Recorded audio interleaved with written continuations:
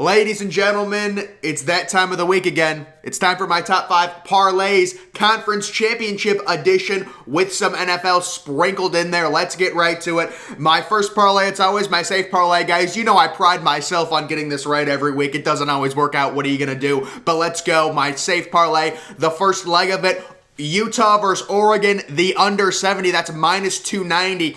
So the overall over-under in this game is 59, and I do like the under in this, but once again, this is a parlay where you need to hit on a lot of things. Let's even the odds a little bit. Let's give myself some better odds here. There's no way these two teams combined to score over 70 points. They're defensive-minded football teams. I don't think they get to 59 points, but give me the under 70, an easy win for that one. We've got Kent State plus 8 versus Northern Illinois. That's minus 320. The actual spread here is Kent State minus 3. I like them to win outright. They've been playing better football recently. Northern Illinois kind of on a tailspin.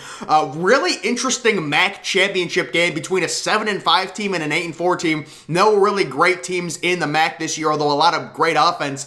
The over-under in this game is right around 72, but I think Kent State wins this game outright. I'm getting a little 8-point buffer, minus 320. Then we've got Georgia just straight money line versus Alabama. I believe they'll cover the 6.5-point spread. But again, you guys know my strategy with these parlays. Let's even the odds a little. If I need 15 things to hit, let's make it a little bit easier. If Georgia only wins by 3, this parlay would still hit because it's Georgia money line. But I do believe Georgia wins this game by 2 scores at least. Didn't like what I saw last week from Alabama. Really all season. A lot of close games with bad teams. Alabama's defense still really good. The offense, they're getting Jameson Williams back. We understand that. But Georgia has been unbelievable all year. I will say Georgia's schedule, not that great. You take a look at it. They have been dominant. It's important to be dominant against the bad teams. I still think they get it done. This is Georgia's year to dominate the SEC. They'll beat Alabama. That's minus 240 on the money line. Michigan, minus 2.5 versus Iowa. That is minus 450. Lower scoring game. Iowa. So to me, this is Michigan's perfect matchup. The only way Iowa is going to beat a team like Michigan or a team that has better talent than they have is turnovers. And the one thing Michigan doesn't do, they don't beat themselves. I say it every time I talk about Michigan. They're a no-nonsense football team. They're not going to turn the ball over. They're going to force Iowa to drive 60, 70, 80 yards to score touchdowns, to score field goals. They're not giving Iowa the short field that Nebraska gave of Iowa, that some of these other teams have given Iowa. Iowa is horrific offensively. They shouldn't even be in this game, but they made it because Minnesota beat Wisconsin. Nothing against Iowa. They've had a nice season. I understand it, but you're not even averaging 300 yards of total offense. It's just bad, folks. Give me Michigan, minus 2.5. That's minus 450. And then a few NFL money lines. We've got Colts money line at Texans. Colts in need of a win coming off that loss to the Buccaneers. That was a close loss at home. They're going to get it done. They're going to run Jonathan Taylor. I'm expecting 150 yards or 2 touchdowns for Jonathan Taylor against a very bad Houston team who is tanking and who is trying to lose right now. And then I also have the Rams money line versus the Jaguars. Another good team coming off a tough loss in Green Bay. The Jaguars inspire no confidence. The overall spread in this game is Rams minus 13.5. But we all know the Rams are going to win coming off a loss. They're not going to lose 2 in a row, especially at home to the Jaguars. You guys can take a look at my safe parlay, 6 total picks. The overall odds there plus 337 for that one.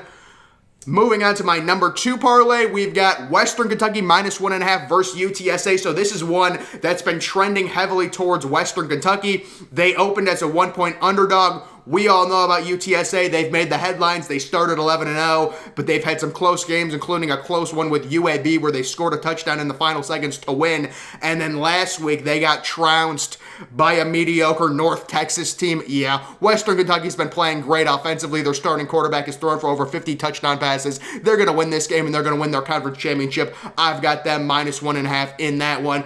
Pitt money line versus Wake Forest.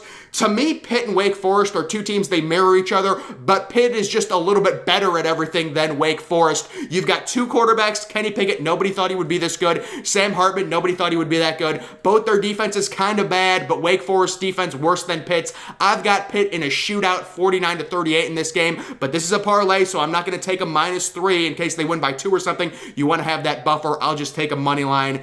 And then the third one, Cowboys at Saints. I've been in on this one for a while. This is the Thursday night game, the under 47. The Saints are not scoring at all with Trevor Siemian. They scored 6 points last Thursday night.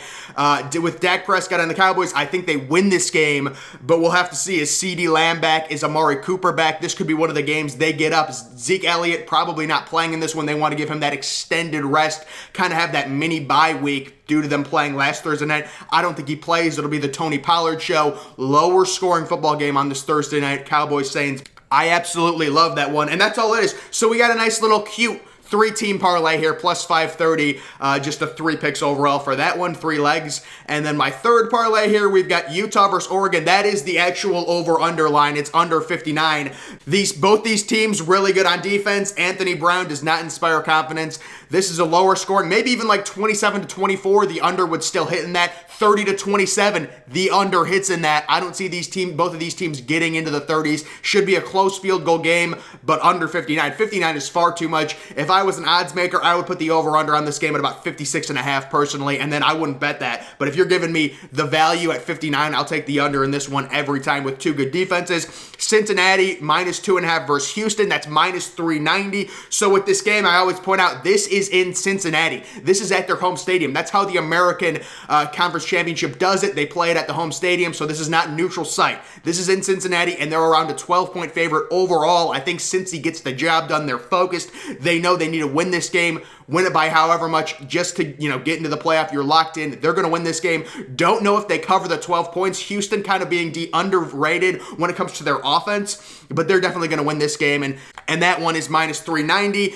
Then we've got the App State money line versus Louisiana. I'm a full believer in App State. I said this back before Halloween, I said this Appalachian State team's going to finish 10-2 and then win their conference championship. They finished 10-2. I'm hoping they get ranked tonight in the college football playoff rankings. Let's stop disrespecting them. They need to be at least inside the top 23 or 22. Hopefully they get ranked. Louisiana, they can't throw the ball, folks. They can't throw it. I'm sorry. Appalachian State money line, Appalachian State minus 3, whatever you guys want to do. I'm taking a money line here to kind of help my odds a little bit. Vikings at Lions, the over 47. I got the shootout vibe. The shootout vibe senses are tingling right now. I love this game to be a shootout. The Vikings play extremely close games. They're going to supply some points. Kirk Cousins, Justin Jefferson, Adam Thielen. Dalvin Cook might be out, but still, they're going to supply some points. And then the Lions, Jared Goff, whatever, they get a turnover here and there. They're a team that plays a lot of close games. They lose them all, but they play a lot of close games. They're going to give you some points as well. The over 47 is a lock in this one, ladies and gentlemen.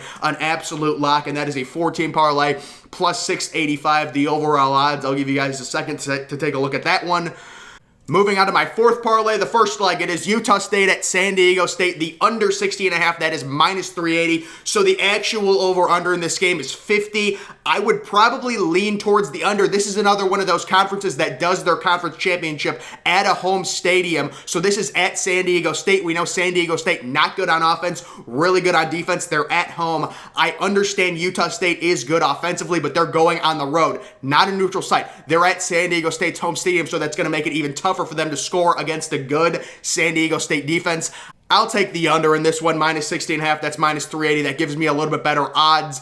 Pitt versus Wake Forest, the over 62.5. That's minus 320. Absolute shootout. I would be shocked if this doesn't go over 62.5. It is minus 320. The actual over-under in this game is around 72.5, so 10 points more. I would still probably say the over hits. These teams mirror each other. They both have bad defenses and really good offenses. It's going to be a really fun ACC championship game. But again, my strategy with these parlays, give yourself better odds. Take the points, whatever. Use the dummy lines. I'll go over 62.5. Don't see how that one does not hit. The third leg, Appalachian State. So this one I'm actually selling points, and I'm getting plus 205, minus 7.5 versus Louisiana. I'm very confident. In my prediction video, I had Appalachian State winning this game 35-24. So that is an 11-point margin. They would have to cover a 7.5-point dummy spread here. The actual spread is minus 3. I think they cover that easily, but I do have them covering, a 7.5 spread. If you guys want to take that, that's kind of the alternative line. You could get that for plus 205. And then we've got the Cowboys money line at the Saints. I just don't see how the Cowboys, motivated after that Thanksgiving night loss, I don't see how the Cowboys lose this game. The Saints starting Trevor Siemian, they cannot score. Saints keep this closer than they did on Thanksgiving night against the Bills, but they lose to the Cowboys. Cowboys desperate need of a win here. They get the job done. Dak Prescott gets the job done. Maybe they get one of CeeDee Lamb or Amari Cooper back.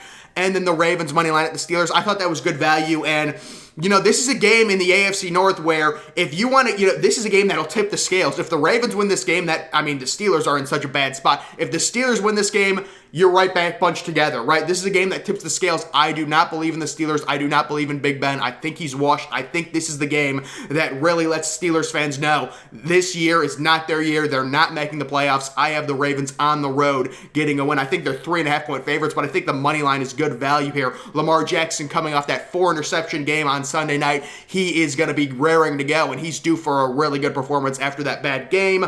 Take a look at the overall parlay odds on this one, plus 1080. So some pretty crazy odds for that one. Give you guys a second to look at it.